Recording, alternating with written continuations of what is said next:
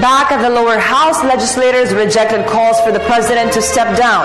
Instead, they urged that the investigation on the Mama Sapano incident be stepped up.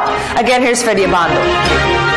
5 members of the House, former officers of the AFP and the PNP, reiterated their support for the President's leadership. The 5 are Congressman Leopoldo Batawil and Congressman Samuel Pagilao and Congressman Reynaldo Aco, former generals of the Philippine National Police. Congressman Ashley Asadillo and Congressman Gary Alejano, the Magdalo Group, which mounted the Oakwood Mutiny against former President Arroyo in 2003.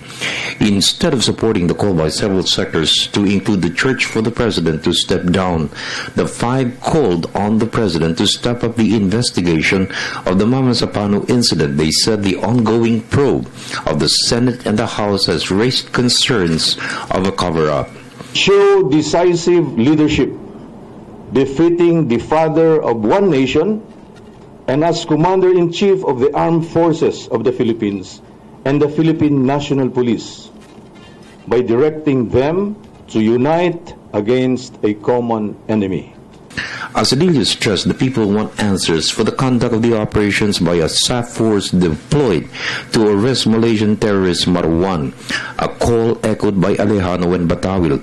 The Special Action Force lost 44 officers and personnel in an encounter with MILF and BIFF forces. They should tell all. They should be forthright in answering the questions related to what happened. Kasi if we do anything short of that, we dishonor those who died.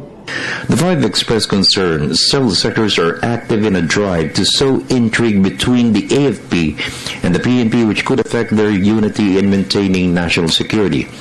Despite this, they are confident the AFP and the PNP will remain loyal as protector of the people and preserve the leadership of President Aquino. Without direction and leadership, ang agencies po ng gobyerno ay nagkakanya-kanya, and in the process of defending oneself, they malign the other. I haven't received any report that Ecodita is in the offing. We haven't seen the signs. Huwag na nating bigyan ng rason yung ibang mga adventurous groups na i-take advantage nila at exploit nila yung sitwasyon. So the call is step up, which is addressed to the President and to all concerned, no? Hindi lang kay Presidente, but for everyone sa bureaucracy. And siguro dito rin sa atin, sa legislative and even judiciary. So that's the call that we are advocating, step up for everyone. In the meantime, the independent minority bloc led by Congressman Martin Romualdez said there is no reason to unseat the president from power. Calls for the president to resign has faltered in recent days as the probe of the Mama Sapano incident is slowly uncovering the real story that led to the death of 44 SAF troopers. We always want to follow the constitutional processes, no? And then I think it would be still best for the country that he finishes his term. But for the People's Television Network, this is Freddie Abando reporting.